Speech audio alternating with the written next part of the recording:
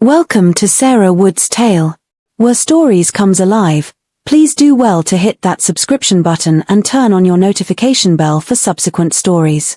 The sound of honking cars and shouting street vendors filled the dusty streets of Lagos. Amid the chaos, Grace Miller walked with quiet determination. She was 22, with soft brown eyes and skin that carried the glow of youthful innocence. Life had not been kind to her. Her father had died when she was 12, and her mother sold vegetables by the roadside to keep food on the table. But Grace was ambitious. She dreamed of finishing her education and working in the corporate world.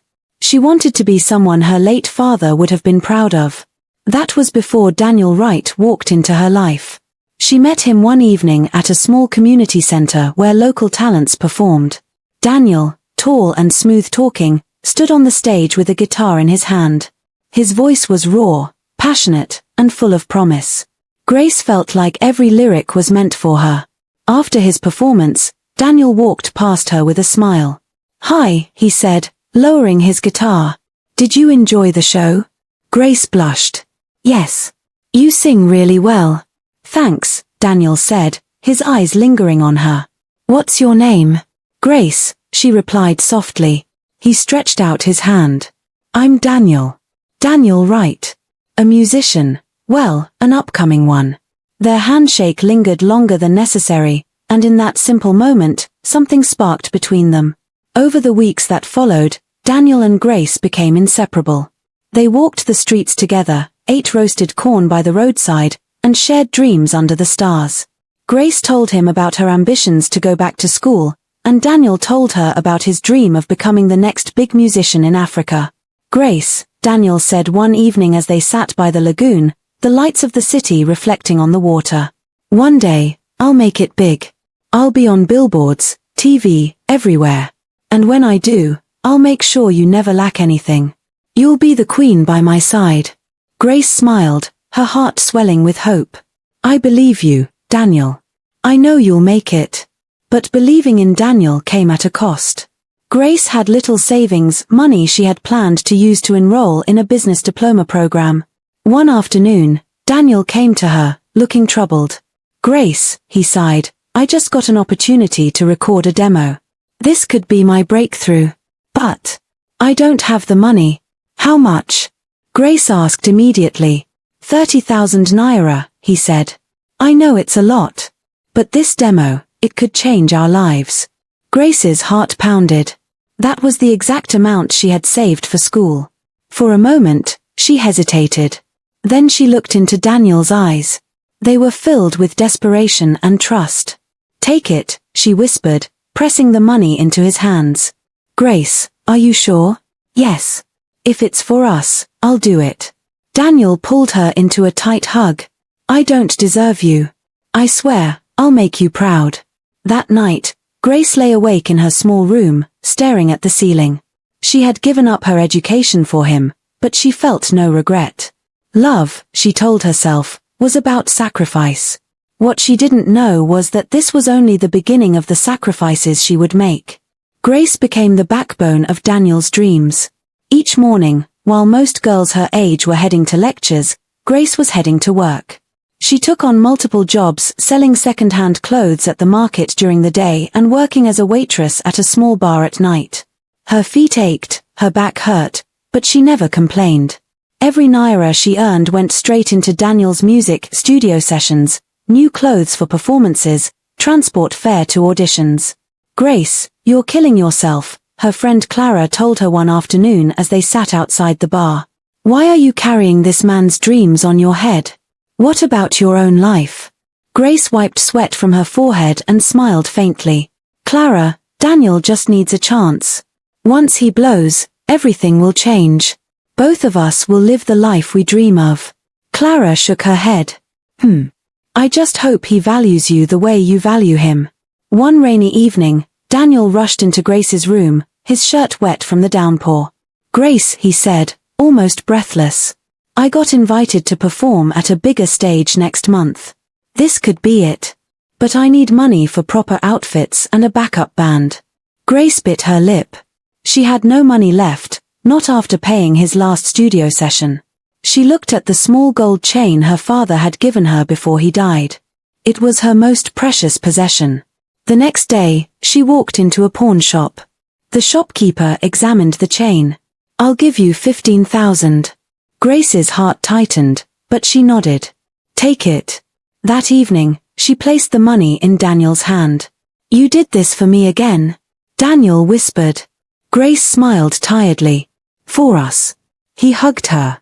"Grace, when I become famous, the world will know you're the woman behind my success." But not everyone was impressed. Her mother confronted her one Sunday afternoon when she visited home. "Grace, I hear you're working yourself to death for that musician boy," her mother said sharply. "Is this what your father wanted for you? To waste your life on a dream that may never come true?" "Mama, Daniel is talented," Grace argued. "He just needs someone to believe in him." "And what about you? Who believes in you?" her mother snapped. "You gave up school, your savings, even your father's chain, for what? A man's empty promises?" Grace's eyes filled with tears. "Mama, please. Don't talk like that. Daniel loves me. He'll make it. You'll see." Her mother sighed heavily. "Grace, love is not about carrying a man on your back while he walks free. One day, you'll understand." But Grace refused to listen. Her heart was too full of hope, too blind with devotion. At the bar where she worked, her co-workers often mocked her.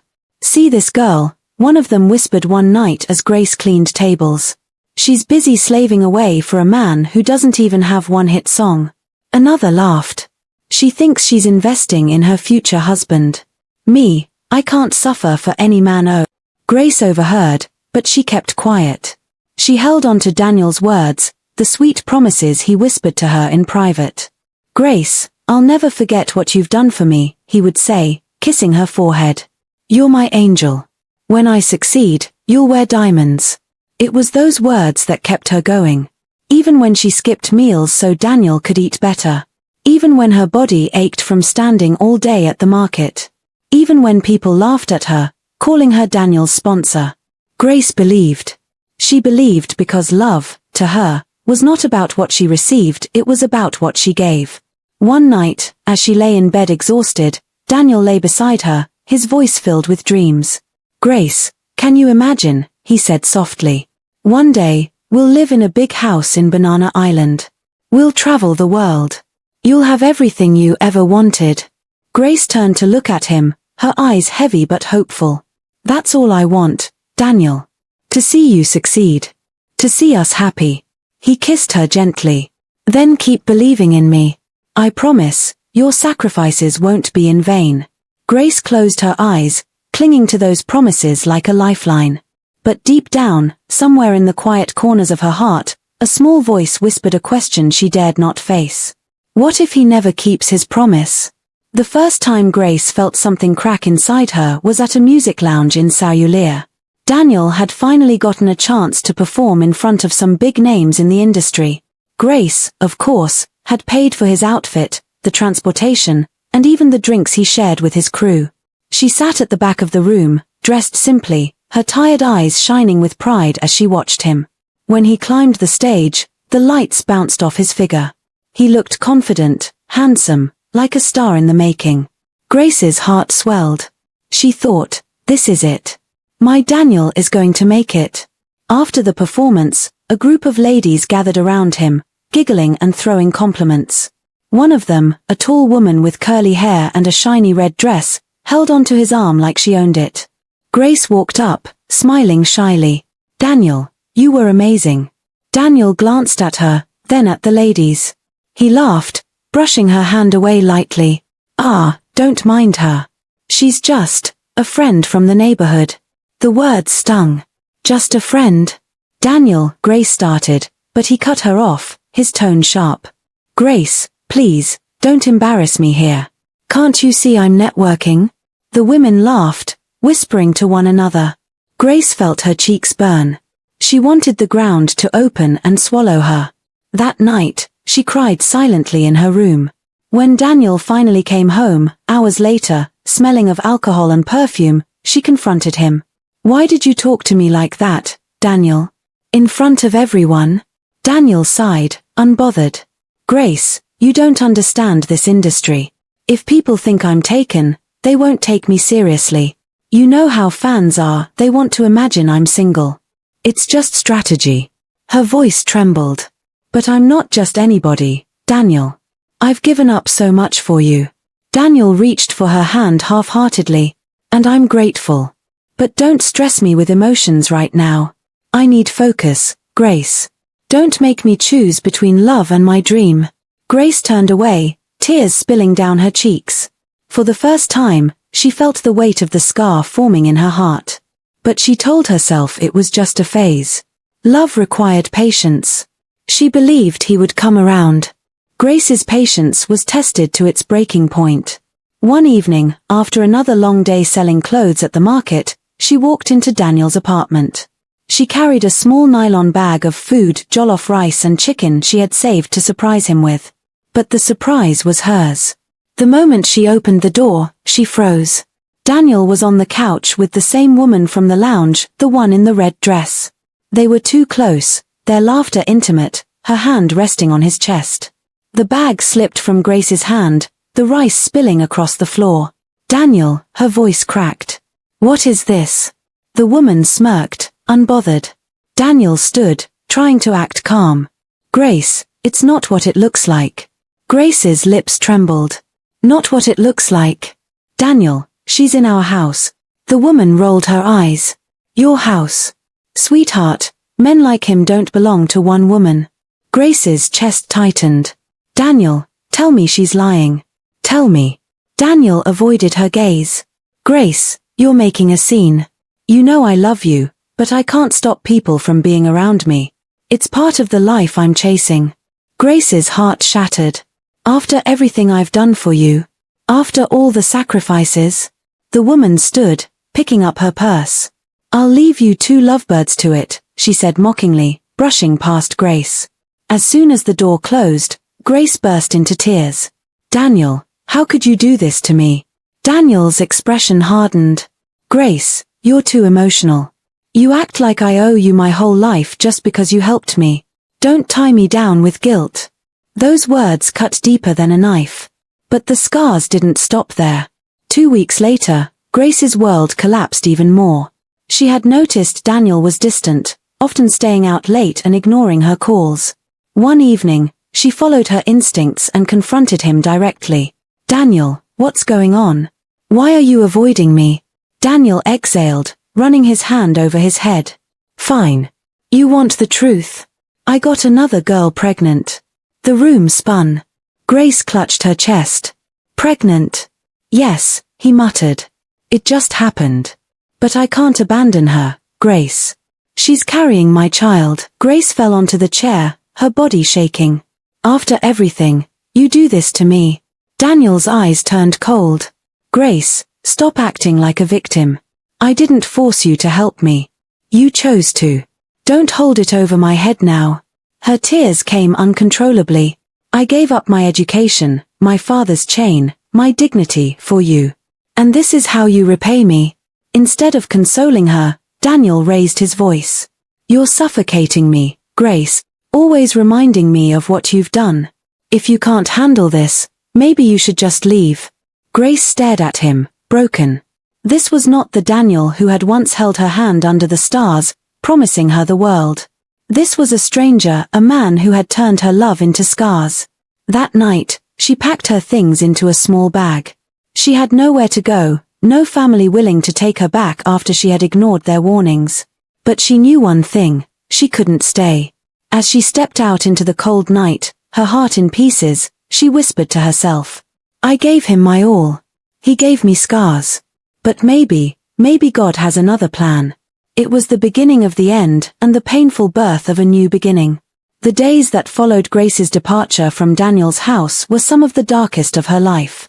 She had left with nothing but a small bag of clothes and the little money she had saved from her bar job. With no family willing to take her back, her mother had warned her, and her siblings mocked her choices. Grace found herself wandering the streets, her heart heavy, her future uncertain. At night, she slept on a wooden bench under a shop veranda.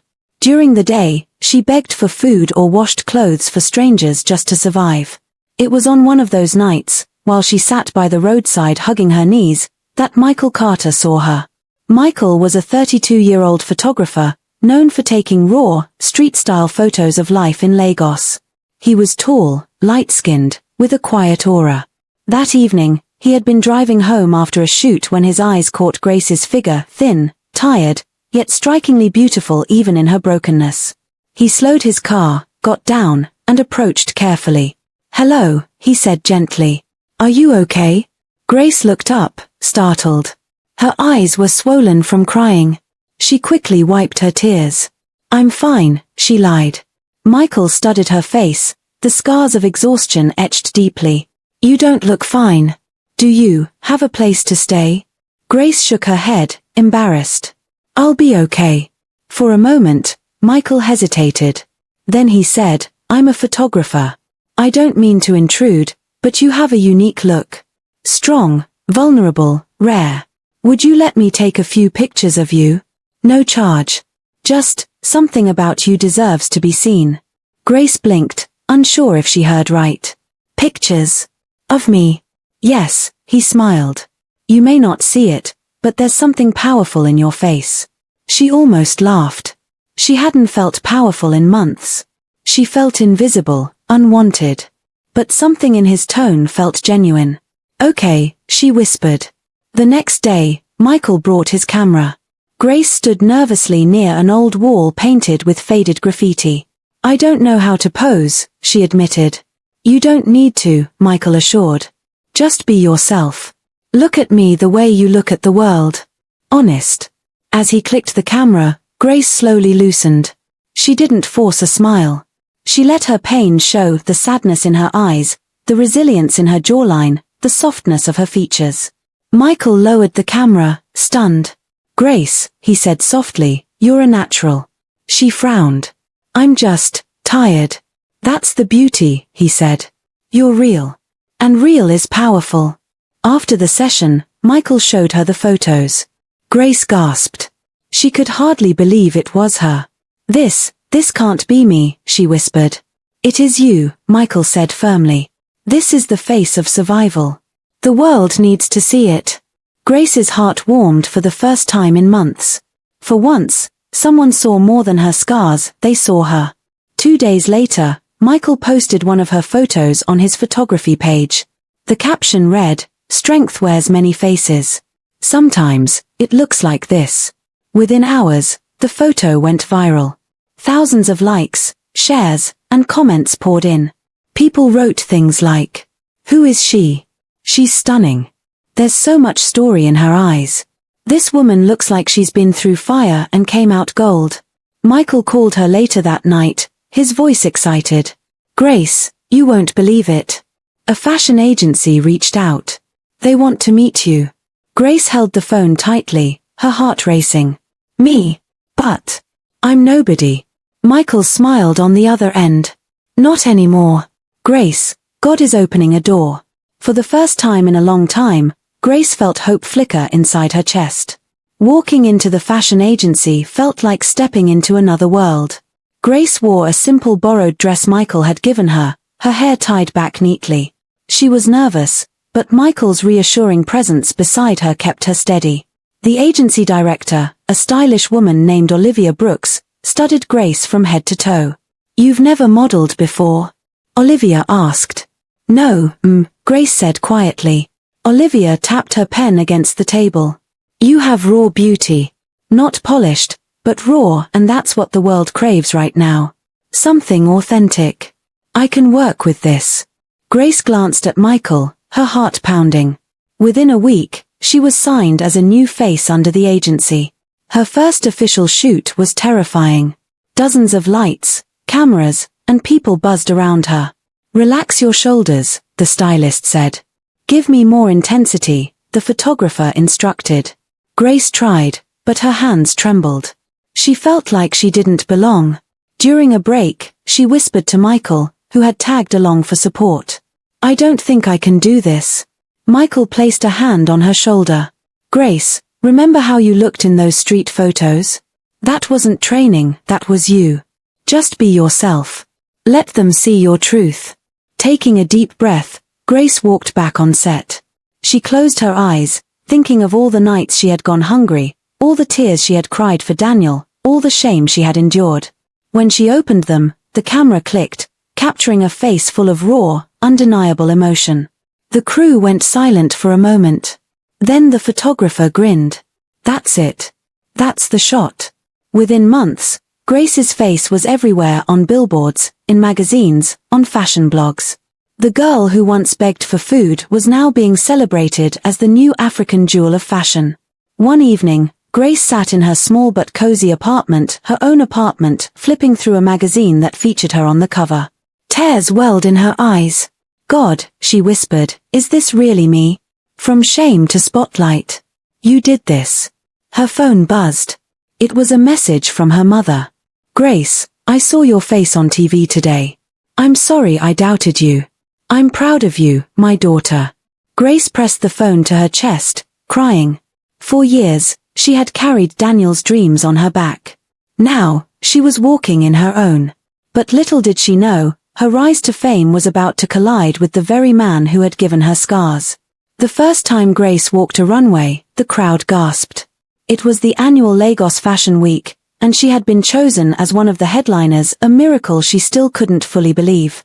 The lights were blinding, the cameras endless, but Grace walked with quiet fire. Every step felt like a testimony. I was broken, but I'm still standing. Backstage, models rushed about, stylists adjusted clothes, and journalists snapped photos. Grace stood still for a moment, letting it all sink in. Grace Miller, a woman squealed, rushing over with a microphone. You're the face everyone is talking about. How does it feel to go from an unknown girl to walking this stage in less than a year? Grace smiled softly. It feels like God's grace. I'm just grateful. The reporter grinned. And your eyes, everyone says your eyes tell a story. What's the story? Grace hesitated. She thought of Daniel, of the nights she had cried herself to sleep, of the humiliation she had endured. Then she simply said, my scars made me stronger. That's my story. The clip would later go viral, but in that moment, Grace just walked away, holding her head high. A month later, her face was on Paris billboards. Paris, the city she had only seen in magazines. Michael had flown with her, acting as both her photographer and her quiet anchor. After her big show, they sat in a cafe by the Eiffel Tower. Grace sipped her tea, still in disbelief. Michael, she whispered, sometimes I wake up and wonder if all this is a dream. Michael smiled. It's not a dream, Grace. It's destiny. You've earned this. Grace lowered her gaze. But why me? I was nothing. I was broken. Michael shook his head. That's exactly why. Broken things shine differently when God puts them back together. Grace's eyes filled with tears. She looked at him, gratitude overwhelming her. If you hadn't found me that night, I don't know where I'd be. Michael leaned closer. Grace, I didn't find you. God sent me to you. For the first time, Grace allowed herself to believe it. But while Grace was rising, someone else was falling. Daniel Wright sat in a dimly lit bar in Lagos, staring at the television. The screen showed Grace striding across a Paris runway in a designer gown. The caption read, African Jewel, the face redefining global fashion. The beer bottle in his hand trembled. That's Grace, he muttered. The men around him laughed. Daniel clenched his jaw. His music career had stalled. The child he had fathered was a constant burden. The women who once flocked to him had disappeared. And now, the woman he had discarded was shining brighter than he ever had. For the first time, he felt the weight of his choices. I need to see her, he whispered. It was at a charity gala in Lagos that Grace saw him again. She had been invited as a guest of honor, her face now recognized everywhere she went. The hall glittered with chandeliers and flowing gowns. Grace wore a simple but elegant dress, her natural beauty making her stand out. As she greeted fans and shook hands, she suddenly froze. Across the room, Daniel stood thinner, older, eyes desperate. Their gazes locked. The world seemed to stop. He pushed through the crowd until he was standing in front of her. Grace, he whispered, almost breathless. Grace's heart pounded, but she kept her composure. "Daniel, you look amazing," he said, his voice shaky. "I can't believe it's you." Grace gave a small, polite smile. "Believe it." He reached for her hand, but she pulled it back gently. "What do you want, Daniel?" His voice cracked. "Grace, I'm sorry. For everything. I was stupid. I didn't see your worth. But I see it now. Please, give me another chance." Grace's eyes softened for a moment, remembering the man she once loved. But then the memories of betrayal, humiliation, and pain rushed back. "You gave me scars, Daniel," she said quietly. "Scars that almost killed me. Do you know what it's like to sleep on the streets because the man you trusted destroyed you?" Daniel's face fell. "I was young. I made mistakes. But Grace, we can start over. I need you." Grace shook her head slowly. "No, Daniel. You don't need me. You need forgiveness from God, from yourself. But not from me. My life has moved on." The crowd around them watched curiously, sensing the tension. Daniel's voice rose, desperate. "You can't leave me like this, Grace. After all we went through."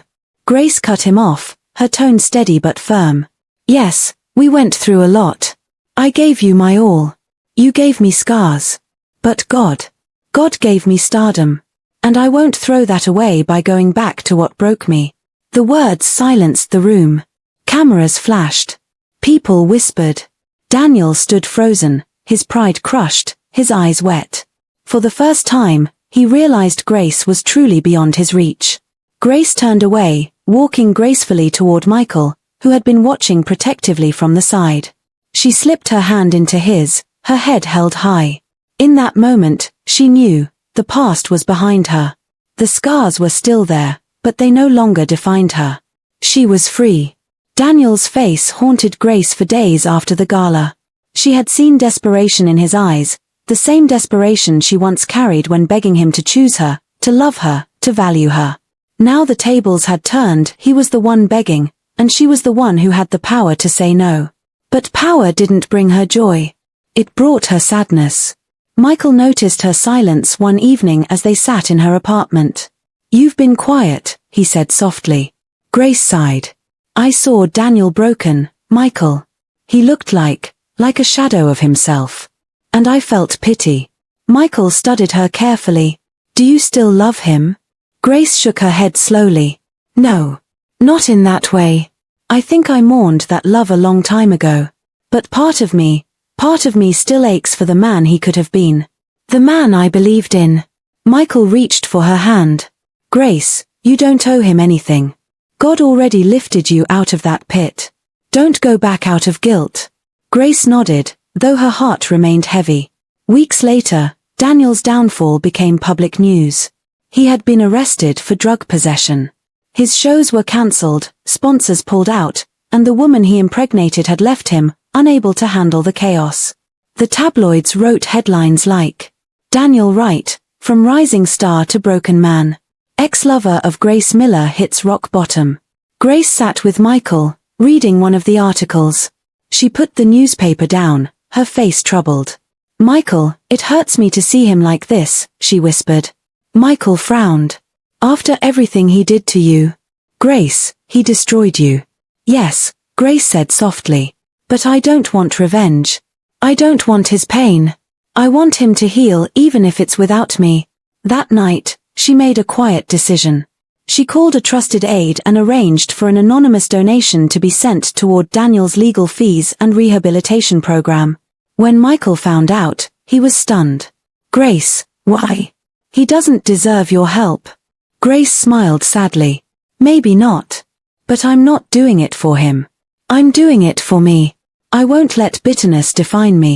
God's justice is not about destroying others, it's about lifting us above the pain." Michael stared at her with admiration. "You're stronger than anyone I've ever met." Grace looked out the window, tears in her eyes. "No, Michael. I'm just a woman who finally understands that scars don't have to make you bitter, they can make you better." The night of the Global Fashion Awards was a night Grace would never forget. She had been nominated for Model of the Year, an award that placed her among legends she had once only admired from afar. The hall in New York glittered with celebrities, designers, and cameras flashing non-stop. Grace sat nervously, her hands clasped in her lap. Michael leaned over and whispered, "No matter what happens, you've already won." She smiled faintly. "You always know what to say." When the presenter opened the envelope and announced, "And the model of the year goes to Grace Miller," the hall erupted in applause. Grace's breath caught. She stood, trembling, as Michael hugged her tightly. She walked to the stage, the spotlight blinding but warm. As she held the award in her hand, she looked out at the sea of faces and cameras. Her heart pounded. I don't even know where to start," she began, her voice shaking. "A few years ago, I was just a girl who believed in love. I gave everything I had, my money, my dreams, my heart. And in return, I got scars. Scars that almost destroyed me." The hall went silent. "But God," she continued, her voice stronger now, "took those scars and turned them into stars. He gave me a new beginning, a purpose, a light I never imagined I could carry. Today, I stand here not just as Grace Miller the model, but as Grace, the woman who survived." Tears streamed down her face as she lifted the award. So to anyone out there who feels broken, abandoned, or scarred, remember this: your scars don't mean the end. Sometimes, they're the doorway to your greatest beginning. The audience rose to their feet in a standing ovation. Michael, watching from the crowd, had tears in his eyes. He whispered to himself, "She did it. She really did it." After the ceremony, as Grace stood by the balcony overlooking the city lights, Michael joined her. "You were incredible tonight," he said softly. Grace smiled, wiping her tears. "It still feels unreal." Michael looked at her intently. "Grace, you've carried the weight of pain, betrayal, and shame. But tonight, you carried victory. And I'm honored to stand beside you." Grace turned to him, her eyes shining. "Michael, thank you for being the one who saw me when I was invisible." He reached for her hand. "Grace, you were never invisible. You were just waiting for the right light." Together, they stood in silence, the city glowing beneath them. And in her heart, Grace whispered the words that had become her life's anthem. "I gave him my all. He gave me scars. But God gave me stardom." The scars were still there. But now, they glittered like jewels, proof that pain could be transformed into power, and brokenness into beauty. Please don't forget to hit the like button, comment, and subscribe. It really means a lot to us. Thank you for watching and stay tuned to get more interesting stories like this.